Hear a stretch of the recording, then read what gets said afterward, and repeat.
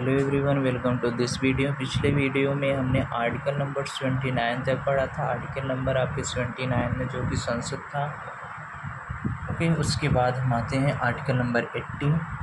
Article number 80 क्या बात करता है? राज्यसभा के बारे में। राज्यसभा का सभापति कौन होता है?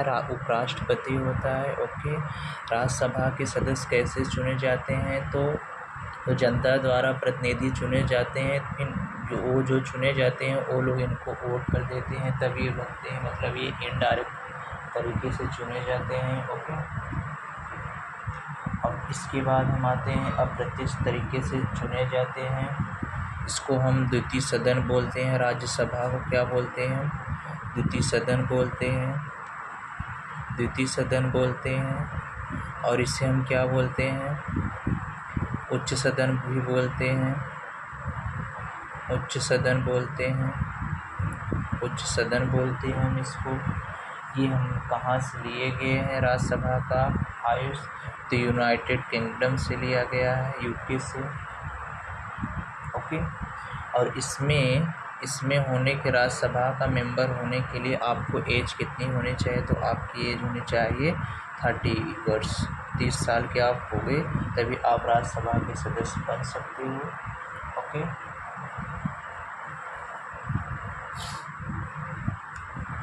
और इसका जो चुनाव होता है ना, इसका जो चुनाव होता है हर 2 साल में।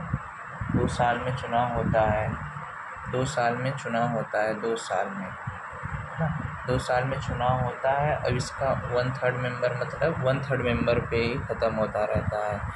तो मतलब 6 साल जो होता है इसका टर्म काल होता है, लेकिन 1/3 मेंबर निकलते रहते हैं। ओके, और ऐसे ही होता है। फिर इसके बाद हम आ जाते हैं आर्टिकल नंबर 81। आर्टिकल नंबर 81 आपका लोकसभा बोला जाता है। इसको हम बोलते हैं प्रथम सदन, या इसे हम निचला सदन भी बोलते हैं। निचला सदन। ओके, लोकसभा मेंबर होने के लिए आपकी आयु 25 वर्ष होनी चाहिए। ये लोकसभा के सदस्य जनता द्वारा चुने जाते हैं। जनता द्वारा चुने जाते हैं। ओके, और हाँ, ये हो गया। और जैसे ये क्या क्या हो सकता है, जैसे हमने देख लिया राज्यसभा, लोकसभा। तो जैसे जब देखो मेन चीज़ होता है ना, जो धन विधेयक होता है। धन विधेयक जो होता है ये केवल लोकसभा ही पास करता है। इसके पास ज़्यादा पावर है। किसके पास? लोकसभा के पास। धन विधेयक लोकसभा ही पास करता है और संयुक्त अधिवेशन की बुलाता है। और इसमें जैसे कुछ चीज़ें हो गया, जैसे आपका हो गया धन विधेयक, तो यही पास करेगा लोकसभा। जैसे संविधान में अगर संशोधन करना हुआ हो तो दोनों राज्यसभा और लोकसभा दोनों के मेंबर आपके उतनी ही पावर दी गई है। फिर अगर राष्ट्रपति पर महाभियोग लगाना हो तब भी उतनी पावर ही दिया गया है। ओके, देखो उपराष्ट्रपति पे ना केवल यही महाभियोग लगा सकते हैं। कौन? राज्यसभा वाले। इसके बाद आर्टिकल नंबर हम 82 में आते हैं। आर्टिकल नंबर 82 में क्या बोला गया है कि हर 10 साल मतलब जैसे जब जनगणना होगी ना, जब जनगणना होती है उसके बाद राज्यसभा लोकसभा की सीटें प्रत्येक जनगणना के बाद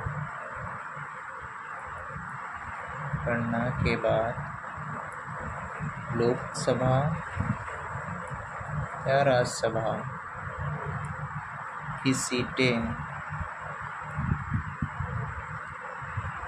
सीट बढ़ाया या घटाया जा सकता है। हटाना पड़ेगा। ओके, पड़ता है। ओके, तो ये हमारा हुआ था इसके पहले जो हमारा हुआ था 84वां संविधान संशोधन 84 संविधान संशोधन के जरिए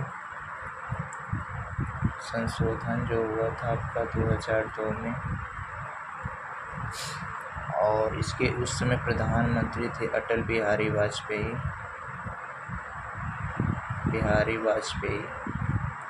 तभी से ये अभी तक चला आ रहा है, अभी तक कोई सीट बढ़ी और घटी नहीं है। ओके, इसे राज्यसभा में आपकी 245 सीट है और लोकसभा में आपकी 545 सीट है, तो अभी कोई घटी बढ़ी नहीं है। अब ये 26 में 2002 से हुआ है, अब 2026 में घटेंगी और बढ़ेंगी। ओके,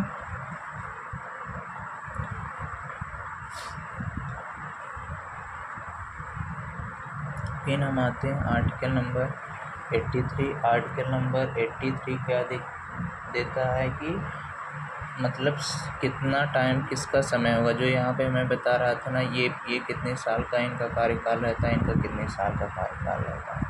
तो ये जो है आपका लोकसभा, हाँ देख दो, लोकसभा बोल दो, यहाँ राज्यसभा बोल दो, राज्यसभा।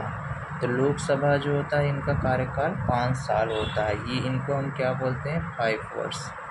कार्यकाल इनका 5 साल का होता है, और इनको हम क्या बोलते हैं, अस्थाई सदस्य। और इनका क्या होता है कि मतलब जैसे इन्फिनिटी होते हैं, मतलब अस्थाई होते हैं, मतलब इनका भंग ही नहीं होती राज्यसभा। लेकिन लोकसभा आपकी भंग होती है हर 5 वर्षों में, इसको हम क्या बोलते हैं, अस्थाई। ओके, और इनका जैसे 6 साल तक रहता है, लेकिन हर 2 साल पे बदलता रहता है ना, इसलिए से इनका जो है राज्यसभा भंग कभी नहीं होती। और इनमें जब सरकार ये ख़त्म हो जाएगी ना, तो ये पूरी तरह से ख़त्म हो जाएगा, दूसरी सरकार आएगी तभी आएगा। तो इनमें 6 साल जो है, 6 वर्ष तक, मतलब 2 साल पे होता रहता है। ओके, फिर आर्टिकल नंबर 84 पे आते हैं। आर्टिकल नंबर 84 पे जैसे कोई भी मेंबर बनने के लिए उम्र कितनी होनी चाहिए। संसद का मेंबर बनने के लिए, लोकसभा राज्यसभा का मेंबर बनने के लिए, लोकसभा और राज्यसभा का मेंबर बनने के लिए उम्र कितनी होनी चाहिए। इसमें 25 वर्ष होगा, मैंने भी बताया, और इसके लिए आपका 30 वर्ष। ओके, 30 वर्ष ये इतना होता है। और मैंने ये 25 वर्ष और 30 वर्ष, और मैंने बताया था राष्ट्रपति, उपराष्ट्रपति और राज्यपाल। किसका बताया था, राष्ट्रपति, उपराष्ट्रपति,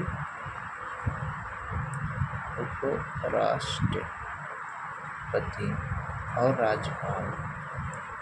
ये इनका कितना होना चाहिए, ये लोग 35 वर्ष होने चाहिए। अब एग्जाम में बहुत पूछता है, 35 वर्ष होने। और CAG और